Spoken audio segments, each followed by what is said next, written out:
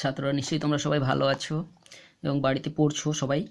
তো এই লকডাউন পরিস্থিতিতে আমরা বাড়িতে বসেই পড়াশোনাটা করব। তো সেই জন্য আমার এই ভিডিওটা তৈরি করছি।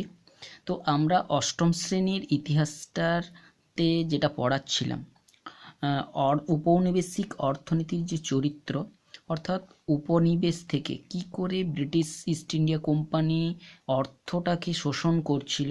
প্রথমত তারা আমরা একটা পড়ে ফেলেছি প্রথম বিষয়বস্তু হিসাবে, যেটা যে ভূমি রাজস্ব ব্যবস্থা, অর্থাৎ ভূমি রাজস্ব ব্যবস্থা থেকে কি করে তারা বিভিন্ন সময় বিভিন্ন যে বন্দোবস্তগুলো চালু করে অর্থটাকে তারা উপার্জন করত সুনির্দিষ্ট পদ্ধতিতে, সেটা আমরা জেনেছি এবং তার সুফল কুফল সব কিছুই আমরা জেনেছি। এখন অর্থনীতির শোষণের দ্বিতীয় একটা যে ক্ষেত্র ছিল, সেটা ছিল কি না, শিল্প বা ব্যবসা বাণিজ্য, শিল্প শুল্ক নীতি, এইগুলো। এই অর্থাৎ যে শিল্পক্ষেত্র থেকে তারা ধীরে ধীরে মুনাফা অর্জনের মধ্য দিয়ে অর্থনীতিটাকে তারা চাঙ্গা করেছিল তাদের নিজেদের দেশের। তো এই যে বিষয়বস্তুর মধ্যে, অর্থাৎ আমরা আলোচনার সুবিধার্থে তিনটা আমাদের পড়ার বইটাতে যেভাবে আলোচনা করা রয়েছে আমরা সেভাবেই আলোচনা করছি। তো এই প্রসঙ্গে একটা কথা বলে রাখছি তোমাদেরকে, যে আমাদের যে পড়ার বইটা রয়েছে, যে অষ্টম শ্রেণীর বইটা, এই বইটাকেই কিন্তু আমরা ফলো করেছি এবং এইটাকে ফলো করে একটা সুনির্দিষ্ট পদ্ধতিতে তোমাদেরকে আমরা বলছি। তো এক্ষেত্রে আমরা যে শিল্প বা ব্যবসা বাণিজ্য শুল্ক নীতিটাকে আমরা তিনটা ভাগে ভাগ করে নিয়েছি। কৃষির বাণিজ্যিক রূপায়ণ, অর্থাৎ কৃষিতে যে সমস্ত ফসলগুলো চাষ করা হতো সেই ফসলগুলোকে পরিবর্তন করে দেওয়া হয়েছিল, যেই ফসলগুলো শিল্পের ক্ষেত্রে কাজে লাগানো যাবে। তাছাড়া সেই প্রসঙ্গে আরও একটা যে ফসলগুলোর চাষ বাড়ানো হয়েছিল, যেগুলো বাগান তৈরি করে চাষ করা যেত, সেগুলোকে বলা হচ্ছে বাগিচা শিল্প। অর্থাৎ এইগুলো কিন্তু শিল্পের সঙ্গে এই সমস্ত কৃষিজ ফসলগুলো সংযোগ যাদের ছিল।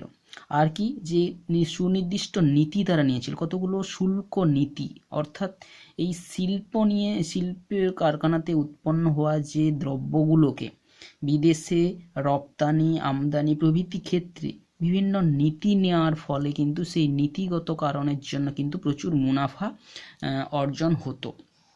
এইটাই হচ্ছে আজকে আমাদের আলোচনার বিষয়, যে শিল্পনীতি কিংবা শিল্প ব্যবসা বাণিজ্য এই সমস্ত। তাহলে প্রথমে চলে আসছি যে কৃষির বাণিজ্যিক রূপায়ণ। কৃষির বাণিজ্যিক রূপায়ণ অর্থাৎ প্রথমে আমরা চলে আসবো কোন ফসলগুলো বাণিজ্যিক ফসল, আমরা ভূগোলে যখন পড়েছি, যেগুলো আমরা থেকে বিদেশে রপ্তানি করে প্রচুর অর্থ উপার্জন করা যায়, সেগুলোকে বলা হয় বাণিজ্য ফসল। তো তৎকালীন সময়েও যে কিছু বাণিজ্য ফসল, যেমন আমরা নীল, পাট আর তুলো, এইগুলোকে আমরা চাষের জমিতে এগুলোকে চাষ করা যেত, এইগুলো এক ধরনের হচ্ছে বাণিজ্য ফসল। আর এক ধরনের বাণিজ্য ফসল কোনগুলো ছিল না, চা আর কফি, যেগুলোকে কিন্তু বাগান তৈরি করার মধ্য দিয়ে সেগুলোকে চাষ করা হতো। এবং এই যে ফসলগুলোকে আমরা বলেছি যে বাণিজ্য ফসল, অর্থাৎ বাণিজ্য কাজে তাদেরকে লাগানো যাবে। প্রথমত চলে আসছি এই যে বাণিজ্যিক রূপায়ণের জন্য, কৃষিটাকে বাণিজ্যিক রূপায়ণের জন্য তারা কিন্তু কতগুলো পদক্ষেপ নিয়েছিল ইস্ট ইন্ডিয়া কোম্পানি। সেই পদক্ষেপগুলো কি না, প্রথমত এই সমস্ত বাণিজ্য ফসলগুলোকে তারা চাষ করার কাজে কৃষকদেরকে উৎসাহ প্রদান করত, দাদন প্রদান করত। দ্বিতীয় নম্বর হচ্ছে কি, তারা সেই সমস্ত ফসলগুলোকে দ্রুত যে আদান প্রদান বা নিয়ে আনয়নের জন্য তারা কি করত, রেলপথ বানানোর কাজে তারা নিজেদেরকে নিয়োজিত করেছিল। এবং এই যে কৃষিতে বাণিজ্যিকরণের এই প্রক্রিয়াগুলোকে একসঙ্গে বলা হচ্ছে না অর্থনীতির আধুনিকরণ। তো অর্থাৎ বোঝা গেছে কৃষিতে যে সমস্ত ফসলগুলো উৎপন্ন হতো সেইগুলোকে পরিবর্তন করে বাণিজ্যিক ফসল চাষের মধ্য দিয়ে যে অর্থনীতিটাকে আধুনিকরণ করার একটা যে পদ্ধতি নেওয়া হয়েছিল, সেই পদ্ধতিটাকে বলা হচ্ছে অর্থনীতির আধুনিকীকরণ। এবং তার সঙ্গে সঙ্গে এই পদক্ষেপের মধ্যে বাণিজ্যিকরণ করানোর সময় কিছু সেচ ব্যবস্থাও তারা কিন্তু যে সংস্কার করেছিল, কিছু নতুন নতুন খাল খনন করেছিল। এবং কিন্তু এই খাল খননের মধ্য দিয়ে কিন্তু তাদের আরও একটা যে লক্ষ্য ছিল কি অতিরিক্ত রাজস্ব আদায় করা। অর্থাৎ যখন এই খালগুলো খনন করা হতো সেই খালগুলো কিন্তু যে চিরস্থায়ী বন্দোবস্ত যেখানে যেই সমস্ত অঞ্চলে প্রচলিত ছিল সেইখানে কিন্তু খনন করা হতো না, অন্য জায়গায় খনন করা হতো যেখানে সেই ধরনের ব্যবস্থাগুলো প্রচলন ছিল না, এবং সেইখানে সেই খালের জল ব্যবহারের মধ্য দিয়ে অতিরিক্ত তারা উচ্চ হারে কর তারা চাপাতো, এবং সেই কর সমস্ত সাধারণ কৃষকরা কিন্তু দিতে পারতো না। কিছু উচ্চ ধনী কৃষকরা কিন্তু উচ্চবিত্ত সম্পন্ন বা ধনী কৃষকরা কিন্তু এটা দিতে পারতো এবং তাদের কাছ থেকে কিন্তু মুনাফাটাও লাভ করত। এইভাবে তারা বাণিজ্যকে কেন্দ্র করে বাণিজ্যিক ফসল চাষের দিকে তারা কিন্তু কৃষকদেরকে উৎসাহিত করতে শুরু করে দেয়। এর ফলস্বরূপ কি হতে থাকে, আমরা এই যে খাল খনন করা হয়েছিল, কতগুলো খাল খনন করা হয়েছিল আমাদের এই পড়ার বইতে কিন্তু আমরা পাইনি। তোমরা উঁচু ক্লাসের বই থেকে পড়ে কিংবা ক্লাসের শিক্ষক মহাশয়দের কাছ থেকে কিন্তু তোমরা জানার চেষ্টা করবে কোন সেই খালগুলো যেগুলো খনন করা হয়েছিল সেচ ব্যবস্থা উন্নতি করার সময়।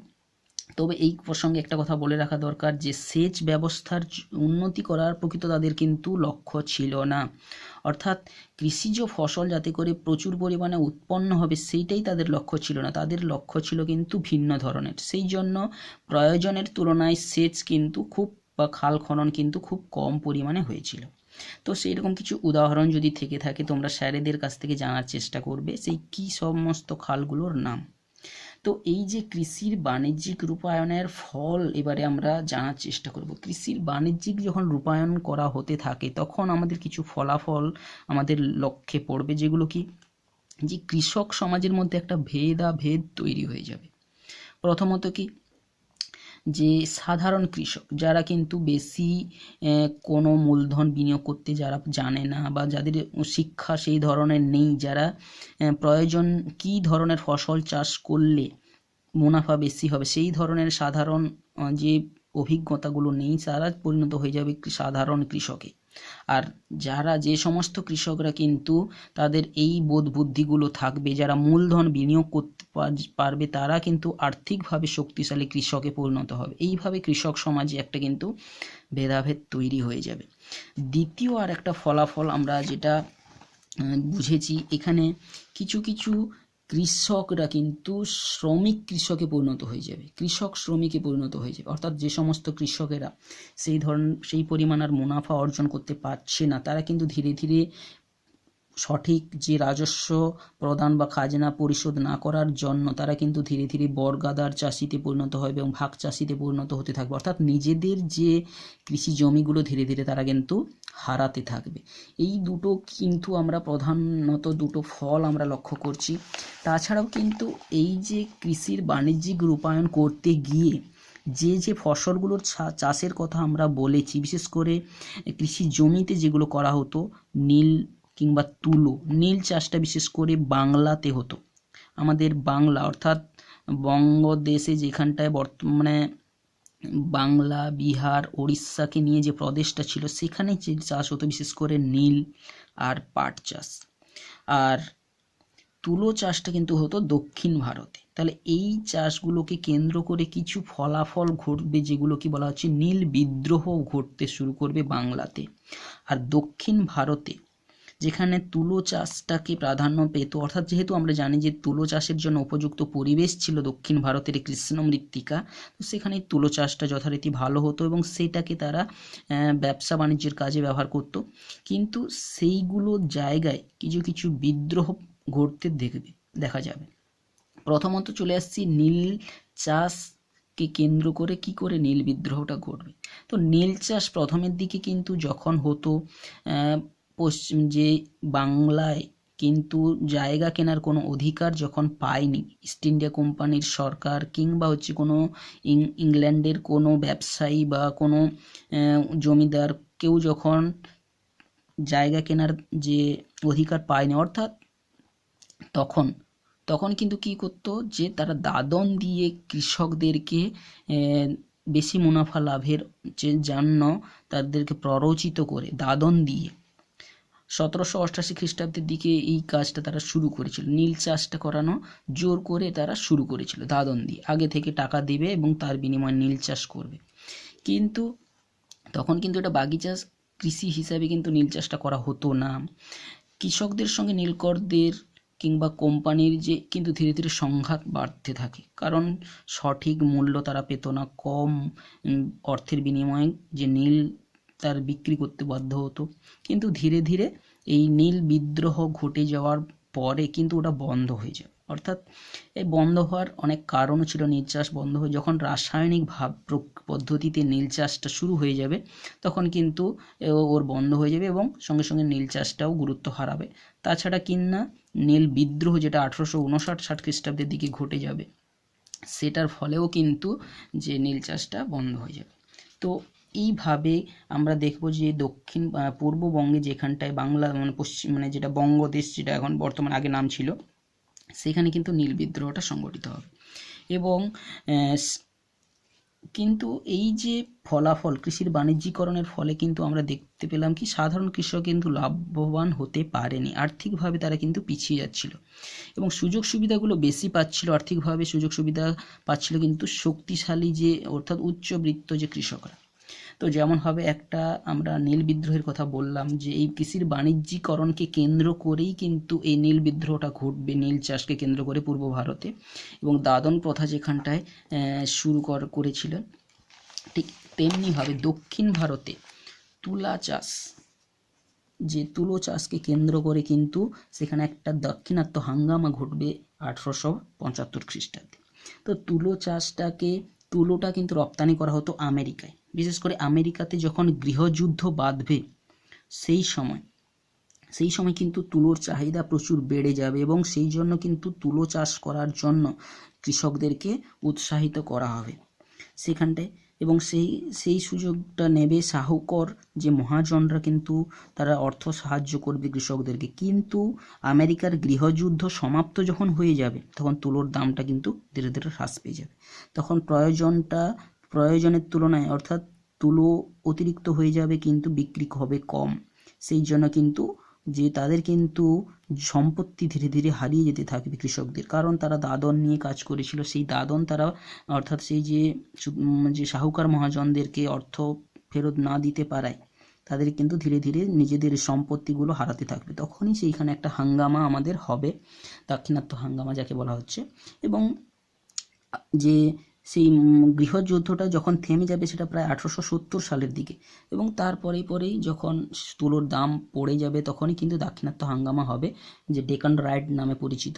সেইটার ফলস্বরূপ আমরা জানবো যে বিভিন্ন যে তাদের সম্পত্তিগুলো, কৃষকদের যে ব্যক্তিগত সম্পত্তিগুলো ধীরে ধীরে তারা হারাতে শুরু করবে, তার জন্যই তাদের হবে হাঙ্গামা। তো এটা গেলে হচ্ছে অর্থকরী ফসলগুলো চাষের সঙ্গে সম্পর্কিত কিছু ঘটনা বলি। এরপরে চলে আসছি বাগিচা শিল্প হিসেবে, অর্থাৎ যেমন চা এবং কফি, এই দুটো হচ্ছে বাগিচা ফসল। আমরা জানি যখন 1833 খ্রিস্টাব্দে সনদ আইনটা পাশ হয়ে যাবে, ইংল্যান্ডের ব্যবসায়ীরাও কিন্তু ভারতে জায়গা কিনতে পারবে, জমি কিনতে পারবে, এবং মুনাফা লাভের চেষ্টায় তারা কিন্তু বিভিন্ন বাগিচা ফসল চাষের উদ্দেশ্যে তারা জায়গা জমিন কিনে ফেলবে। এবং বিশেষ করে 19বিংশ শতকের দ্বিতীয় ভাগে 1850 থেকে 1867 সালের মধ্যে তারা বিভিন্ন জায়গায় তারা বাগিচা ফসল চাষে উৎসাহ প্রদান করতে থাকবে। বিশেষ করে আসাম, বাংলা, পশ্চিমবাংলার দার্জিলিং কিংবা দক্ষিণ ভারতে হিমাচল প্রদেশে এই প্রভৃতি অঞ্চলগুলোতে বাগিচা ফসলের চাষ শুরু হয়।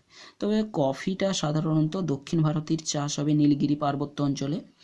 এই অঞ্চলগুলোতে তারা বাগিচা ফসল চাষ করে সেখানে কিন্তু শ্রমিকদেরকে নিয়োগ করা হবে।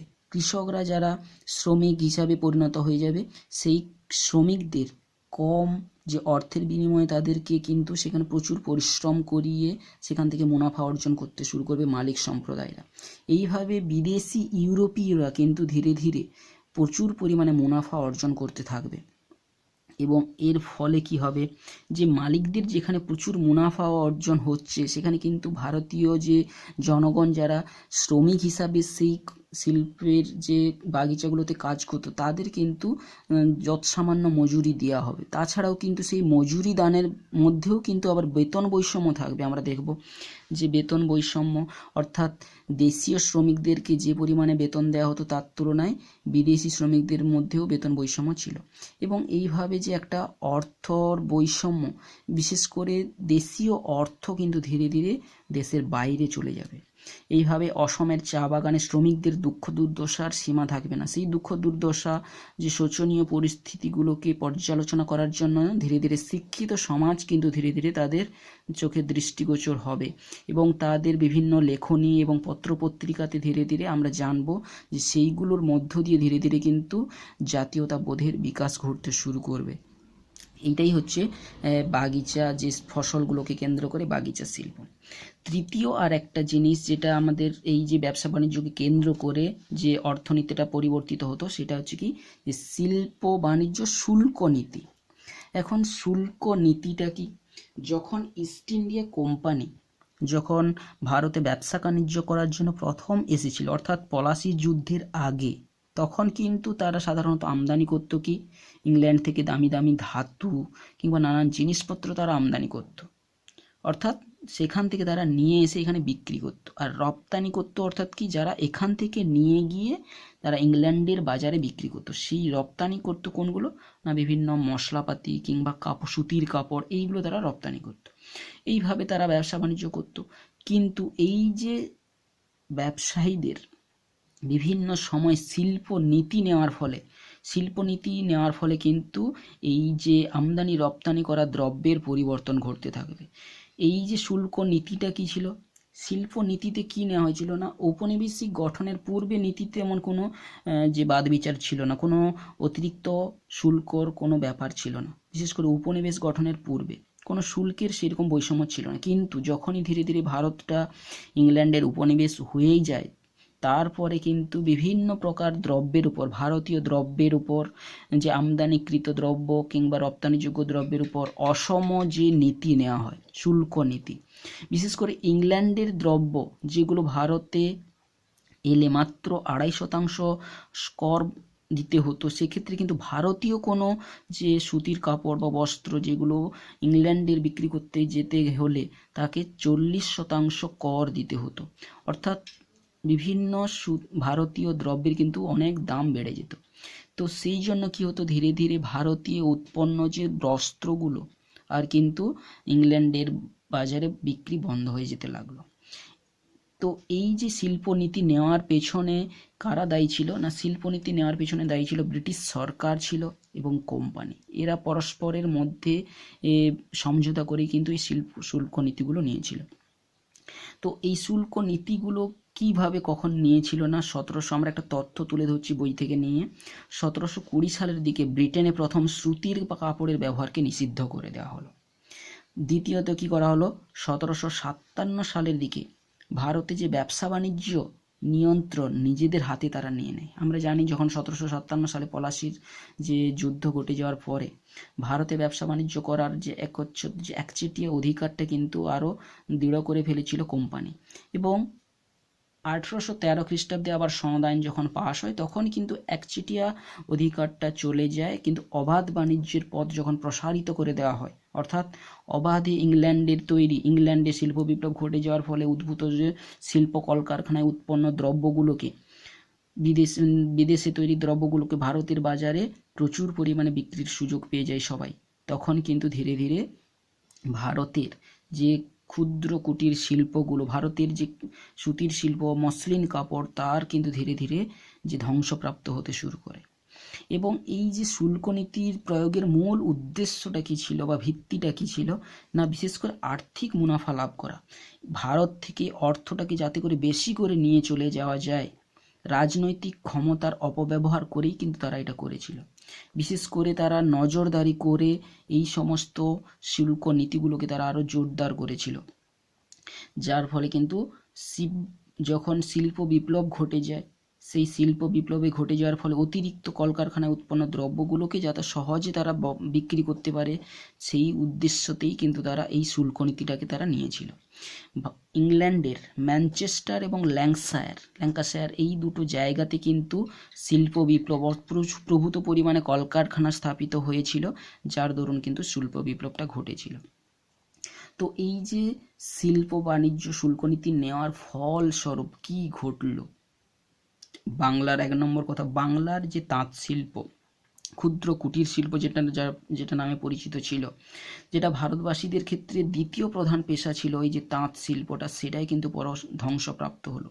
অর্থাৎ মুর্শিদাবাদ কিংবা সুরাট, এই যে ছোট ছোট যে নগরগুলো যেখানটাতে কিন্তু এই শিল্পগুলোর ব্যাপক বিস্তার ছিল, সেগুলো ধ্বংসপ্রাপ্ত হয়ে গেল। এবং কিন্তু নতুন নতুন শহরের গুরুত্ব হ্রাস পেতে, মানে নতুন নতুন শহরের উদ্ভব হতে লাগলো। এই সমস্ত শহরগুলো বিশেষ করে তাদের জৌলুস হারাতে শুরু করলো, যেমন কি বললাম মুর্শিদাবাদ, সুরাট, এইগুলো। এবং যে কৃষি এবং শিল্পের মধ্যে যে একটা যে সামঞ্জস্যের অভাব দেখা দিল, নতুন নতুন কলকারখানা তৈরি হতে শুরু করবে। যেই নতুন শুল্ক নীতি নেওয়ার ফলে ভিন্ন ভিন্ন বিদেশি কোম্পানিগুলো ভারতে কিন্তু ভিন্ন ভিন্ন কলকারখানা তৈরি করতে শুরু করবে। সেই কলকারখানাগুলোকে আমরা পরবর্তীকালে জানব। এছাড়া কি হবে না, বিভিন্ন এই শুল্ক নীতি নেওয়ার ফলে যেমন শিল্প থেকে প্রভূত আয়ের যখন উৎস খুঁজে পেল সবাই, তখন কিন্তু বিভিন্ন যে ভারতীয় যে বিভিন্ন মূলধন বিনিয়োগকারী অর্থাৎ সেট কিংবা মহাজনদের আবির্ভাব ধীরে ধীরে ঘটতে শুরু করবে। সেই সঙ্গে সঙ্গে অবশিল্পায়ন ঘটতে শুরু করবে। আমরা জানি এই যে বাংলার শিল্পের যে অবক্ষয়টাকে আমরা এক কথায় বলবো অবশিল্পায়ন। সঙ্গে সঙ্গে পরিবহন ব্যবস্থার উন্নতি ঘটাতে শুরু করবে, নতুন নতুন রেলপথ যোগাযোগ শুরু হবে। এই শিল্প বা বাণিজ্য নীতিকে কেন্দ্র করেই কিন্তু এইগুলো সব তৈরি হবে। তৃতীয় একটা ঘটনা ঘটতে শুরু করবে, ভারতীয় ব্যাংক তৈরি হবে, বিমা কোম্পানি তৈরি হবে। কারণ কি, সেই শিল্প প্রতিষ্ঠা করতে গিয়ে ভারতীয়দের মধ্যে যখন যে ঋণ পাওয়া অর্থাৎ লোন পাওয়ার অসুবিধা দেখা দেবে, তখনই কিন্তু বিভিন্ন ভারতীয়রাই কিন্তু নিজেদের ব্যাংক, বিমা কোম্পানি তারা তৈরি করবেন। এবং এদের কাঁচামাল রপ্তানি ব্রিটেনের কিন্তু সুবিধা হয়ে যাবে। এর ফলে তাহলে আমরা বুঝতে পারছি শিল্প বা বাণিজ্য নীতি কিভাবে বিদেশি যে শিল্প মালিকদেরকে প্রাধান্য বাড়িয়ে দিয়েছিল, কিন্তু দেশীয় ব্যবসায়ীদেরকে কিন্তু ধীরে ধীরে তাদেরকে পথ অবরুদ্ধ করে দিয়েছিল। এভাবে দেশের যে অর্থ সম্পত্তি সমস্ত ধীরে ধীরে বাইরে যেতে শুরু করেছিল। তো এইটা হচ্ছে আজকের আমাদের ক্লাসের পড়ার বিষয়গুলো ছিল। তো যেখানে আমরা যে দ্বিতীয় যে অর্থনীতির যে দ্বিতীয় অংশটা নিয়ে আলোচনা করলাম, অর্থাৎ বাণিজ্য, শিল্প বাণিজ্য থেকে কিভাবে অর্থটা তারা আদায় করত, বা অর্থনীতির চরিত্রটা এখানে কিভাবে অর্থনীতির সঙ্গে ব্যবসার সঙ্গে জড়িত ছিল। তো এর পরের ক্লাসে আমরা এর পরবর্তী অংশ নিয়ে আমরা আলোচনা করব।